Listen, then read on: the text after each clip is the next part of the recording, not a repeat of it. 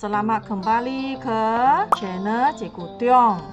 Hari ini kita akan belajar tajuk pertama semester 4 iaitu tajuk penakulan logik. Tajuk ini boleh kita dapat dekat buku teks SPM tingkatan 4 tajuk yang ketiga. Dalam unit ini, pelajar akan belajar dua perkara sahaja. Pernyataan. Perkara yang kedua, kita akan belajar hujah. Apa dia pernyataan? Pernyataan ialah suatu ayat yang dapat ditentukan nilai kebenarannya iaitu sama ada benar atau palsu, tetapi bukan kedua-duanya. Jadi pernyataan dekat sini, kita boleh bahagikan dia kepada dua jenis, iaitu pernyataan yang benar, pernyataan yang palsu. Ayat tanya, ayat seruan, dan ayat perintah, bukan pernyataan. Ayat-ayat ini tidak dapat ditentukan kebenarannya. Semua ialah guru yang sangat tegas, iaitu dia dapati sedikit kesilapan memang palsu. Kalau sebilangan adalah guru yang sangat linear, iaitu dia sentiasa nak cari kelakuan yang baik. Asalkan ada sedikit kelakuan yang baik, memang dikira benar. Kita menggunakan perkataan tidak atau bukan untuk menafikan suatu pernyataan. Penafian pernyataan P ditulis sebagai tiada P, tiada P.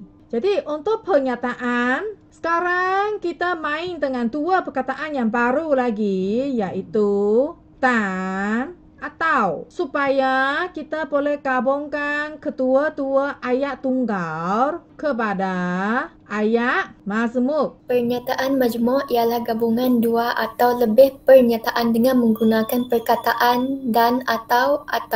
Perkataan dan dalam pernyataan matematik, dia membawa maksud kedua-duanya. Manakala perkataan atau membawa maksud salah satu atau kedua-duanya. Kalau dia dan, dia adalah guru yang sentiasa nak cari salah. Asalkan dia jumpa satu yang salah, dikira salah. Jadi, cikgu kategorikan dia sama seperti perkataan semua. Dia nak tengok semua betul, barulah dia bagikan betul. Perkataan atau, cikgu kategorikan dia macam perkataan sebilangan, iaitu guru yang sangat linear. Dia sentiasa cari betul sahaja. Asalkan jumpa sedikit yang betul, salah satu sudah kita buat, dikira betul. Kita teruskan dengan topik 4, 5 dan 6. Yang keempat, kita akan belajar membina pernyataan dalam bentuk implikasi. Ada dua jenis implikasi, iaitu jika P maka Q. Implikasi jenis yang kedua adalah P jika dan hanya jika Q. Seterusnya, kita akan belajar membina dan membandingkan nilai kebenaran bagi akas, songsangan, kontrapositif bagi suatu implikasi.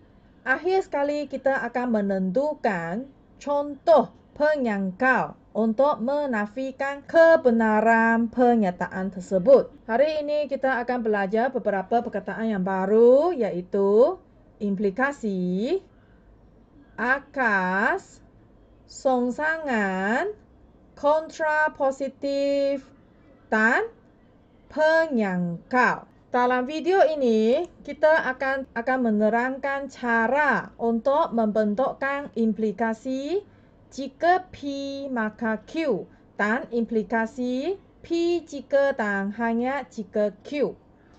Seterusnya, kita akan belajar cara untuk membentukkan akas, songsangan, dan kontrapositif. Akhir sekali, kita akan belajar cara untuk membentuk penyangkal. Kita mula dengan implikasi dulu. Pada permulaan, kita sudah tahu implikasi ada dua jenis, iaitu implikasi jenis yang jika P maka Q. Implikasi yang kedua adalah P jika hanya jika Q. P dia dikenali sebagai terjadian. Kalau Q dikenali sebagai akibat. Jika dan hanya jika. Jadi kita boleh membentukkan dua implikasi, iaitu jika P maka Q, dan kita terbalikkan P dan Q ini. Implikasi yang kedua kita akan jadikan jika Q maka P. Kita tengok contoh bentukan implikasi jika P maka Q dengan menggunakan terjadian dan akibat berikut. Jadi untuk terjadian bagi soalan A adalah K boleh dibahagi tepat dengan 5. Akibatnya adalah K ialah gandaan 5. P adalah N terjadian. Q adalah akibat. Jadi kita hanya masukkan perkataan dia dengan tambahkan perkataan jika. Terjadian tulis dulu. Jadi kita salin. Jika K boleh dibahagi tepat dengan 5, maka kita masukkan ayat akibat. Akibatnya adalah K ialah gandaan 5. Jika set K subset kepada set L, maka N kurungan K lebih kecil Sama dengan N kurungan L besar. Contoh yang seterusnya ada kaitan dengan sebaliknya. Misalnya, cikgu bagikan implikasi jika P maka Q. Jadi anda dikehendaki tentukan mana satu ayat adalah terjadian, mana satu ayat adalah akibat. Untuk soalan jenis ini, mudah saja. Caranya kita hanya perlu tentukan mana kedudukan untuk P. Jadi kita boleh tahu dia adalah ayat untuk terjadian. Kita boleh tentukan kedudukan untuk Q. Terus kita boleh tahu itu adalah ayat untuk akibat. Macam mana caranya? Caranya adalah kita perlu highlightkan mana perkataan jika dan maka. Jika, maka. Jadi artinya ayat yang berada dekat belakang jika ini adalah P kita. Terjadian. Di belakang perkataan maka, di semua ini kita ambil sebagai Q kita, iaitu ia adalah ayat untuk akibat. Di soalan A terjadiannya kita saling sahaja. X ialah vektor bagi 16. Akibat iaitu Q di belakang perkataan maka, kita boleh tuliskan X ialah vektor bagi 64. B ke X tolak Y lebih besar daripada sifar, maka X lebih besar daripada Y. Terjadian X tolak Y lebih besar daripada sifar. Akibat X lebih besar daripada Y. Soalan jenis yang seterusnya, implikasinya adalah dalam bentuk jika dan hanya jika. Tadi kita sudah tahu untuk tentukan P dan Q senang saja. Kita highlightkan jika dan maka. Seterusnya, di belakang jika itu adalah P. Yang berada di belakang maka adalah Q. Implikasi yang kedua, dia terbalik. Dia jadikan yang ini sebenarnya adalah datang dari Q. Jadi sekarang Q pergi ke depan. Lepas tu, selepas perkataan maka, dia adalah sebenarnya adalah ayat untuk P. Ayat yang kedua ini kita sebut ini adalah akas dia. Cara untuk kita bentukkan ayat implikasi dalam bentuk jika hanya jika. Jadi, kita mulakan dengan P dulu. K ialah nombor perdana jika dan hanya jika. Q-nya adalah K mempunyai 2 vektor sahaja. Untuk B, Y sama dengan AX kuasa N tambah B ialah persamaan linear jika dan hanya jika N sama dengan 1. soalan yang seterusnya, tuliskan 2 implikasi. Berdasarkan P jika dan hanya jika Q yang berikut. Dia bagikan implikasi dalam bentuk jika dan hanya jika. Lepas tu, dia minta awak bentukkan 2 implikasi berdasarkan jika dan hanya jika yang dekat atas ini. Kita perlu tentukan P dan Q dia. P adalah kejadian, Q adalah akibat dia. Untuk implikasi ini, bagi A, kita tahu kejadian dia di depan. Ini P. Akibat adalah dekat belakang. Ini adalah Q. Sekarang, kita akan bentukkan 2 implikasi. Jadi, kalau nak bentukkan 2 implikasi, jadi implikasi pertama, kita akan gunakan jika P, maka Q.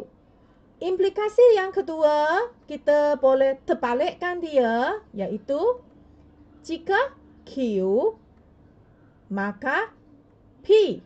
Mari kita bentukkan implikasi yang pertama. Jika P punca kuasa 2 bagi R sama dengan 5, maka Q adalah R sama dengan 225.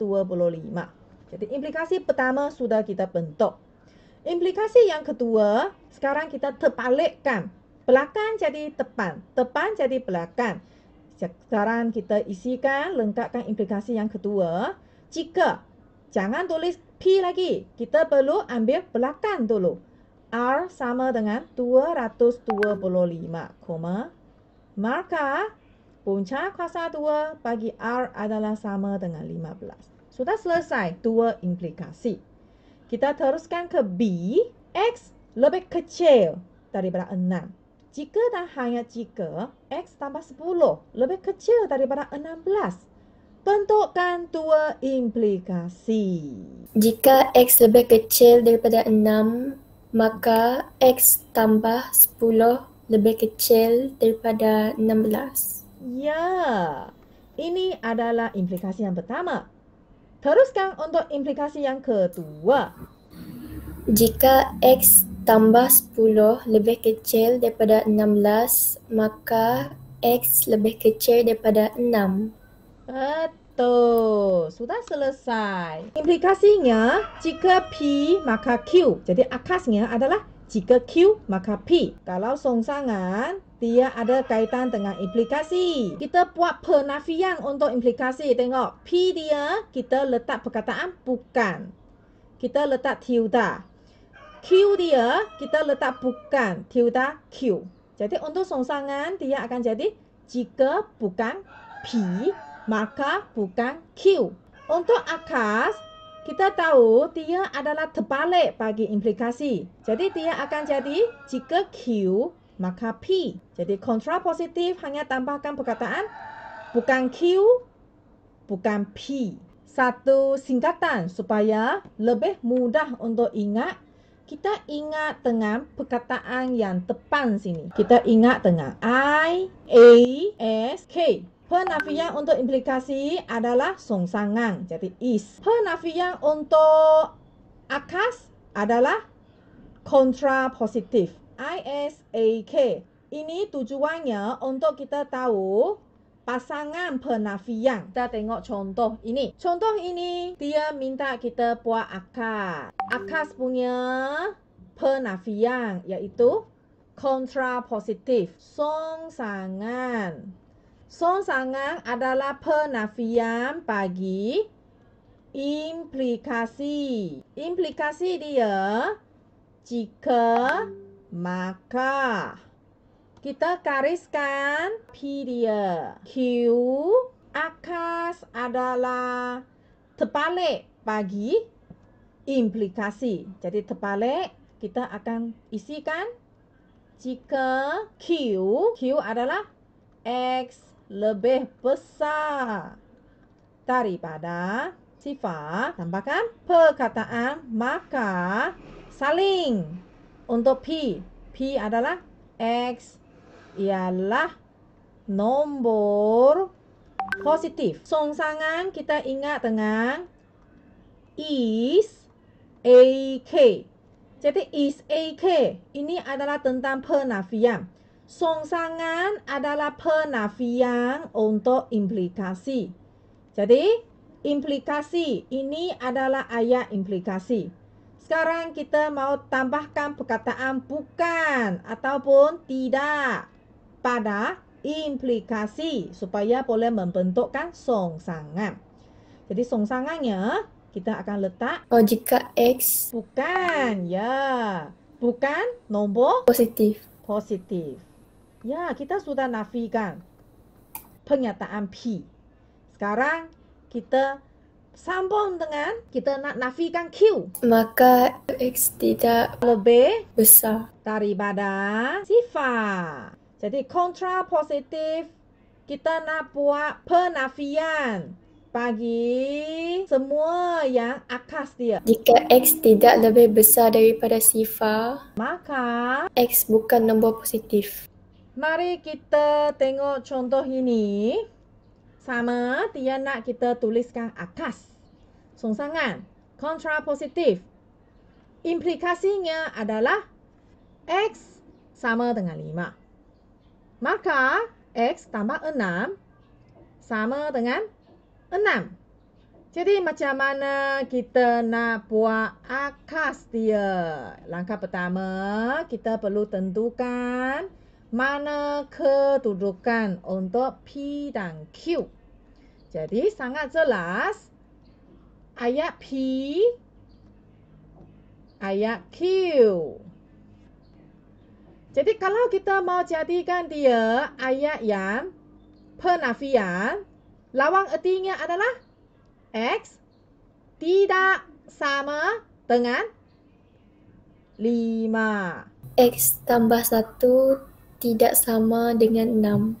Akas untuk implikasi jika X sama dengan 5, maka X tambah 1 sama dengan 6. Jika X tambah 1 sama dengan 6, maka X sama dengan 5. Songsangan ada kaitan dengan is.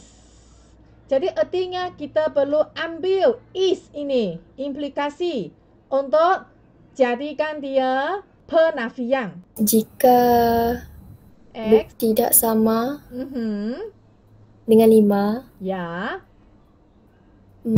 maka X tambah 1 tidak sama dengan 6. betul. Ini adalah songsangan dia. Kontra positif kita perlu rujuk AK. Kita perlu rujuk akas dia. Jika X tambah 1 tidak sama dengan 6, maka X tidak sama dengan 5. Sekarang kita perlu pandai tentukan nilai kebenaran. Ingat dengan ayat ini, dia kata implikasi hanya palsu. Tengok, hanya akibat sahaja yang palsu. Untuk pernyataan implikasi kita tahu dia adalah dalam bentuk jika P maka Q. Kalau P dan Q semua benar, benar. Ya, boleh kita ingat macam ini. Positif, positif, positif. Kalau dia positif, negatif, dia negatif kan? Tapi kalau dia depan negatif, belakang positif, dia masih positif. Ini yang special. Kalau kedua-dua negatif, negatif, balik semula ke positif. Hanya dia ada case yang special. Sebab hanya satu sahaja yang palsu. Dia hanya nak akibat sahaja yang palsu. Akas kita tahu dia dalam bentuk jika Q maka P. Sekarang siapa yang akan jadi akibat P kan? Q adalah terjadian dah. P barulah akibat. Jadi artinya sekarang kita sudah terbalikkan. Q positif, Q benar. P pun benar. Jawapannya adalah benar. Q adalah negatif. Q adalah palsu. Jadi Q adalah palsu. P P positif. Jawapannya masih positif. Jika Q, Q sekarang adalah benar.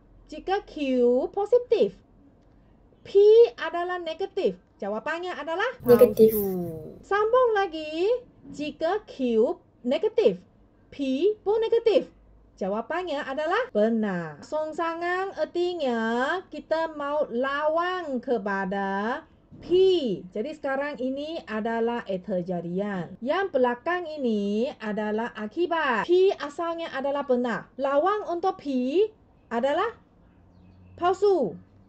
Q asalnya adalah benar. Tapi lawan untuk Q adalah palsu. Palsu, dia akan jadi benar. Asal untuk P adalah benar, tapi dia lawan.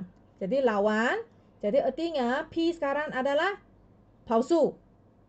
Q adalah palsu asalnya, tapi kita nak lawan dia. Jadi Q adalah benar.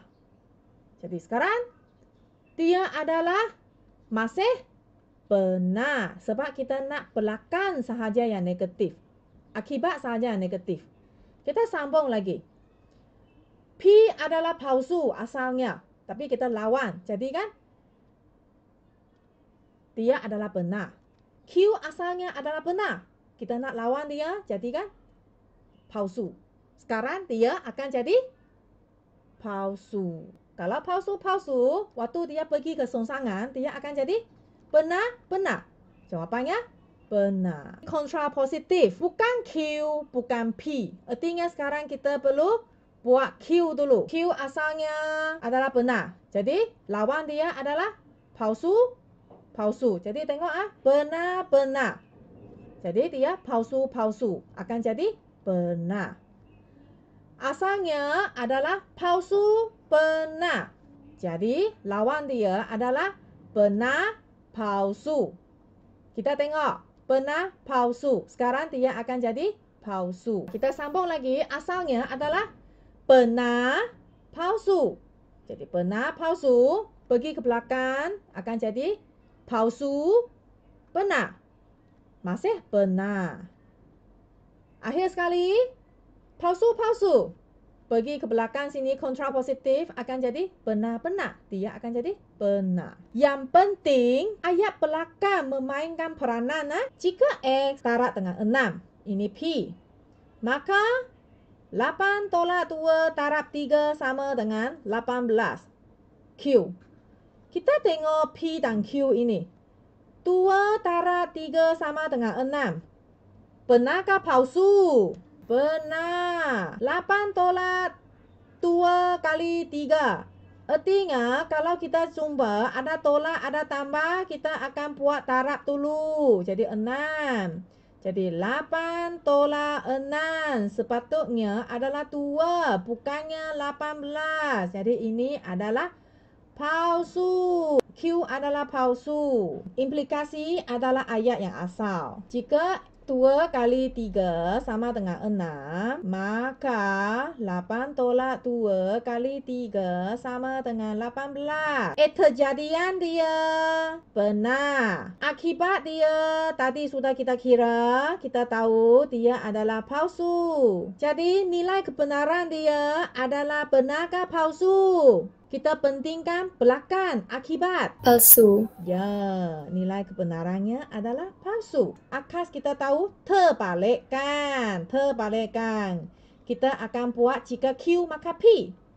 Jika Q maka P. Okey, sekarang kita semak terjadian dia adalah Q. Q tadi kita sudah tahu dia adalah palsu. Akibat dia adalah benar. Benar. Songsangan kita akan buat penafian untuk implikasi. Jadi macam mana kita nak buat implikasi punya penafian? Jadi jika 2 kali 3 jangan sama dengan 6. Kita nak buat lawan dia. Lawan dia adalah tidak sama dengan 6. Maka macam mana nak lawan dengan ayat yang 8 tolak 2 kali 3 sama dengan 18? Jadi 8 tolak 2 kali 3 tidak sama dengan 18. Ya, sekarang kita tahu P asalnya betul. sekarang dia akan jadi salah. Q asalnya salah, sekarang dia akan jadi betul. Salah, betul. Nilai kebenarannya benarkah palsu? Benar. Ya, masih benar. Sebab tipsnya tekan akibat. Akibat dia benar, memang benar. Kontra positif, kita akan rujuk akas. Kita buat penafian untuk akas. Akas, jika dia mula dengan 8 tolak 2 kali 3 sama dengan 18. Lawan. Kita lawan dia. Maka 2 kali 3 sama dengan 6. Kita lawankan dia. Jadi tidak sama dengan 6. Untuk akas, asalnya Q. Q dia adalah salah. Jadi kontra positif akan jadi betul.